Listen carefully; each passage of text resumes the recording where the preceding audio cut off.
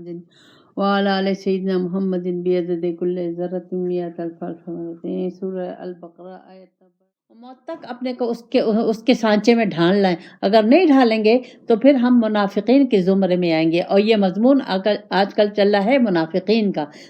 منافق مسلمان ہوتا ہے. پھر آگے اللہ تعالیٰ فرماتا ہے اللہ کی مرضی کو جانتے نہیں ہیں، اللہ کی حکمت کو پہچانتے نہیں ہیں، اللہ کی محبت کا اندازہ نہیں کیا، انہوں نے اپنے کو پہچانا نہیں، انہوں نے رسول پاک صلی اللہ علیہ وسلم کو پہچانا نہیں، انہوں نے رسول پاک صلی اللہ علیہ وسلم کے راستے کو لیا نہیں، وہ دنیا کی محبت میں مبتلا ہیں، تو وہ فاسق ہیں. اب اس کو فاسق ہے، اب میں اگر قرآن و سنت کے مطابق زندگی نہیں گزار رہی تو میں فاسق ہوں. کیوں کہ اللہ تعالیٰ نے مجھے قرآن دیا ہے ایک قانون کی شکل میں. قرآن جو ہے وہ شریعت جو ہے ایک قانون ہے. اللہ تعالیٰ نے مجھے، اگر میں اس کے مطابق عمل نہیں کر رہی تو میں قانون شکن ہوں. قرآن کی میں قانون شکنی کر رہی ہوں. تو جب میں قرآن کی قانون شکنی کروں گی، اب اس میں مثالیں موجود ہیں. ہم طلاق کے معاملوں میں قانون شکنی کرتے ہیں، ہم سنسار کے معاملے میں اور سزاؤں کے بارے میں، پردے کے بارے میں، سب میں ہم کچھ نہ کچھ ہم اس پہ عمل تو نہیں کر رہے، تو ہم قانون شکن ہیں. اچھا، جو قانون شکن ہو گیا، جس نے اللہ کے قانون سے قانون شکنی کی، تو کیا وہ مسلمان رہا؟ اب یہ سوالیہ نشان ہے. کیا وہ اس کا ایمان برقرار ہے؟ اگر وہ اللہ کے قانون کو نہیں مان رہا اور اس کے مطابق عمل نہیں کرا، کیا وہ مسلمان ہے؟ نام کا مسلمان ہوگا، مومن نہیں ہو سکتا. نام کے جو مسلمان ہیں، چاہے وہ عبادتیں کریں، چاہے حج عمرے کریں، چاہے خیر خیرات کریں، جائیں گے وہ دوزخ کے گڑھے میں.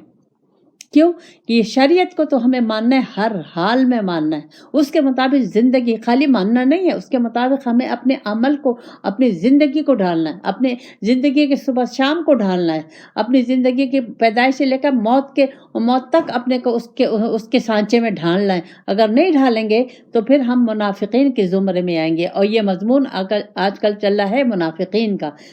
منافق مسلمان ہوتا ہے. پھر آگے اللہ تعالیٰ فرماتا ہے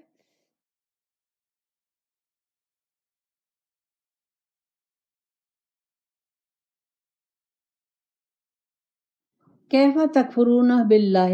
اللہ کہتا ہے تم کیسے انکار کر سکتے ہو اللہ سے. امواتن احیاکم، تم تو نہیں تھے، یعنی تم پیدا تو نہیں ہوئے تھے، اس نے تمہیں پیدا کیا. ثم یمیتکم، پھر تمہیں موت دے گا. ثم یحییکم، پھر تمہیں زندہ کرے گا. ثم الیہ ترجعون، تم اس کی طرف جاؤ گے. اب آخری یہ جو چیز ہے کہ تم اس کی طرف جاؤ گے، تو کیوں جاؤ گے؟ کس مقصد کے لیے جاؤ گے؟ اس پہ ہم سے اس کی طرف کیوں جائیں گے؟ واپس کیوں جائیں گے؟ جانے کا مقصد کیا ہے؟ تو اس کا مطلب یہ ہوا کہ اگر میں نے اللہ کے حکم کے مطابق زندگی نہیں گزاری تو میں نے اپنے کو خسارے میں ڈال دیا، میں نے اپنے کو پہ ظلم کیا، میں نے اپنے کو مار دیا. اللہ کہتا ہے تم سوچو کہ تم نہیں تھے، میں نے تمہیں پیدا کیا. پیدا کیوں کیا؟ اپنے لیے پیدا کیا.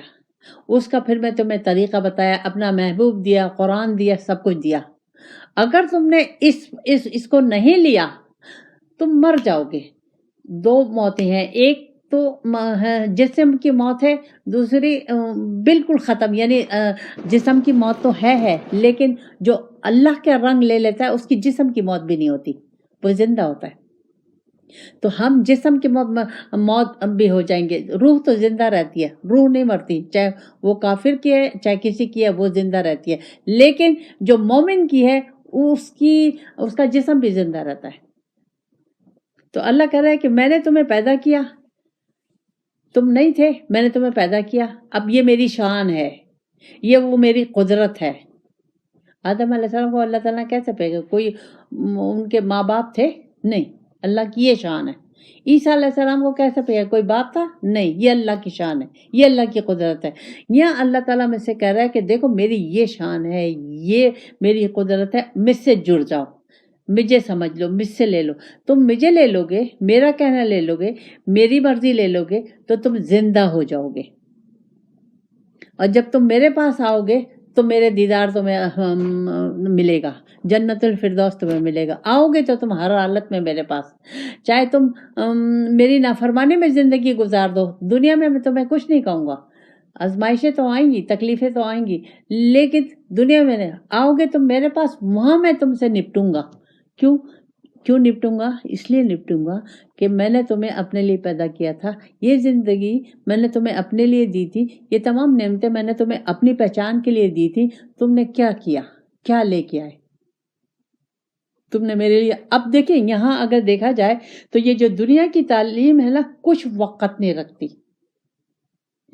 اصل وقت کیا رکھتی ہے؟ اللہ کے رنگ میں رنگنا، اللہ والوں کی صحبت میں بیٹھنا۔ کیوں؟ اب ہم کہیں گے کہ نہیں دنیا کی تعلیم ضروری ہے، ہم کھائیں گے کہاں سے، پیئیں گے کہاں سے، یہ کیسے ہوگا، وہ کیسے، ہم انکاری نہیں ہیں، لیکن اللہ پہ ہم اس کو فوقیت نہیں دے سکتے، دنیا کی تعلیم کو، رسول پاک صلی اللہ علیہ وسلم پہ ہم فوقیت نہیں دے سکتے، قرآن پہ اس کو ہم فوقیت نہیں دے سکتے، فوقیت مجھے اللہ، رسول اور قرآن کو دینا ہے، تو پھر ہم زندہ ہو جائیں گے۔ رزق تو اس نے مجھے، اگر ہم دنیاوی تعلیم نہیں بھی حاصل کریں گے، اللہ کے رنگ میں رنگ جائیں گے، اللہ والوں کی صحبت میں بیٹھیں گے، اللہ کے حکم کے مطابق، مرضی کے مطابق زندگی گزاریں گے، رزق تو اس نے لکھا ہوا ہے، رزق تو میں سے بند نہیں کر سکتا اللہ۔ کیوں؟ میری تعلیم مجھے رزق دے رہی ہے، میری ڈگریاں مجھے رزق دے رہی ہیں، کتنے پھر رہے ہیں ڈگریوں والے، یہ دنیا مجھے رزق دے رہی ہے، کون دے رہا؟ اللہ دے رہا ہے۔ تو اصل ہے اللہ کو سمجھنا، اللہ کو لینا، اصل انسان کی زندگی کا مقصد اللہ ہے۔ تو اگر اس نے اللہ کو لے لیا، اللہ کے حکم کے مطابق زندگی گزاری، تو اس کی دنیا بھی جنت، اور جنت تو ہے ہی اسی کی۔ ربنا آتنا فی الدنیا حسنۃ وفی الآخرۃ حسنۃ وقنا عذاب النار۔